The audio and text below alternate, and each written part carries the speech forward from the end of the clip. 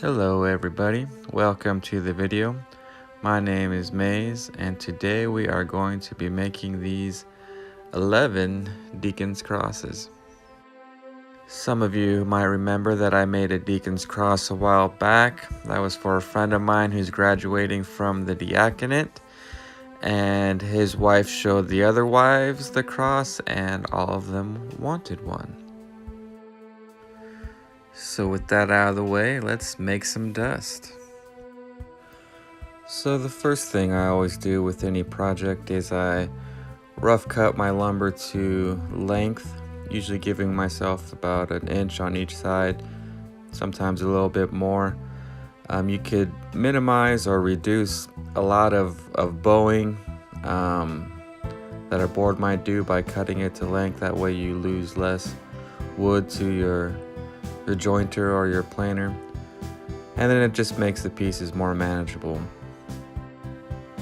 And then I go over to the table saw and rough rip my boards to a rough width. You got to be careful when you're ripping boards that are not perfectly straight. You just got to know your own gear and do what you feel is safe. If it doesn't feel right, then just don't do it.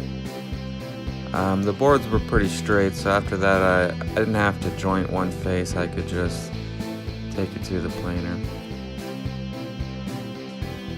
And then after the planer, I could joint one edge, get it nice and square and straight. And then I could go back to the table saw and rip to my final width. And with that, the milling for the cross part of it is pretty much done. And then I just made up this jig. Anytime you're doing multiple pieces, you want to be the same. You just make a jig real quick and speed up the process. You don't have to really keep on measuring it.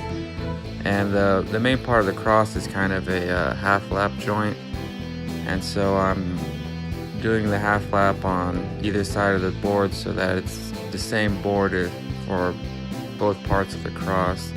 That way they got the same kind of color and grain texture. And then I finish it up by hand. These guys have been going to classes for 8 years to be a deacon, and this is kind of like something to commemorate all that hard work. So you got to put in the work and do it as much by hand and just get it as good as you can. These guys have worked hard, so I owe them my best. And my best isn't perfect, but you gotta spend the time to try to do it right. And then made all 11 of them.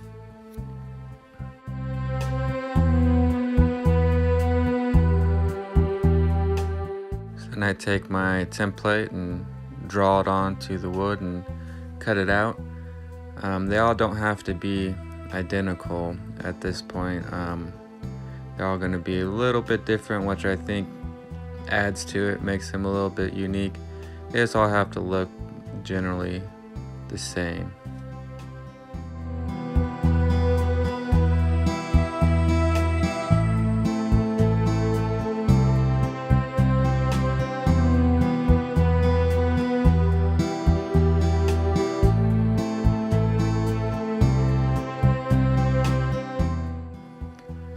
And then I just take it to the belt sander to clean it up and even it out. And here I'm just eyeballing it and just keep looking at it and to see if I like the shape. And then it's over to milling up the wood for the sashes. I was able to get some nice 8/4 flamed maple, so that should look good on the sash. At first I just cut them to length and then just squared them up and evened them out, and then I took them over to the table saw to resaw them down the middle. Normally you'd use a bandsaw for this, but I don't have one, so I'm trying to get it so I could split it down the middle, put the cross in between them, and have the grain match up so it looks like it's one piece of wood. And so after you resaw it, I'm just sanding it through the planer to get rid of the saw marks and make sure everything's the same thickness.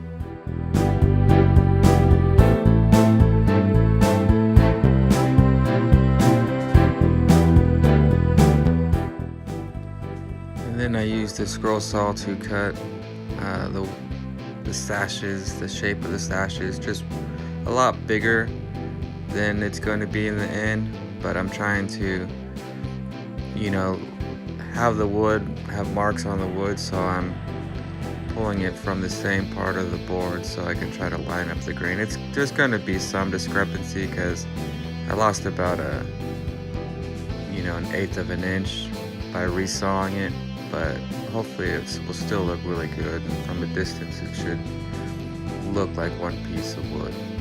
And I made myself another little jig to try to use the router to cut out this channel. I'm leaving a lot of extra space on the sides, staying away from my line so I can come back and do it by hand again. This is probably the part that took the longest. The cross has this nice curve, and so I wanted to make sure that that joint was nice and tight so it would look good. It's probably not really going to be seen, but that doesn't mean you don't do a good job, right?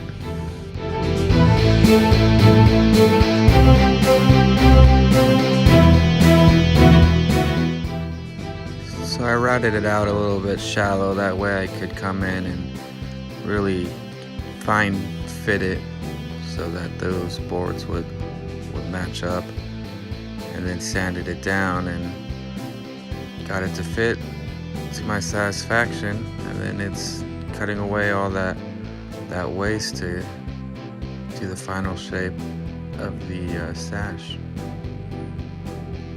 And then I could take that shape that I found and transfer it over to the other side and cut that out. And then I use the Crimson guitar, tape and super glue trick to glue them together so that they would be in the same orientation they would be in once I glued it onto the cross, and used the belt sander to basically rough carve the shape of the sash. I'm going to come back and hand carve it, but this is a lot quicker to get rid of material a lot faster, so I'm coming in and just very roughly smoothing it out and getting some nice curves and the nice flow of the sash that I want to have. And then I sand it down. I'm pretty much finished sanding it. I'm going to end up probably having to sand most of it again, but there's going to be a lot of parts that I won't have easy access to, so I'm final sanding it as if I was getting ready for finish, even though I'll end up coming back with and hand sanding most of it. But it's always good to sand things when you have easy access to them. And then it was on to the glue up.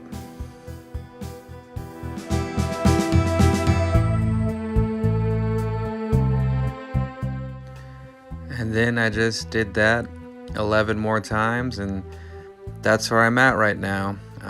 It should be another 1 or 2 more videos. I'm going to be working on the base and designing a better stand than I had for it, with some engravings on it.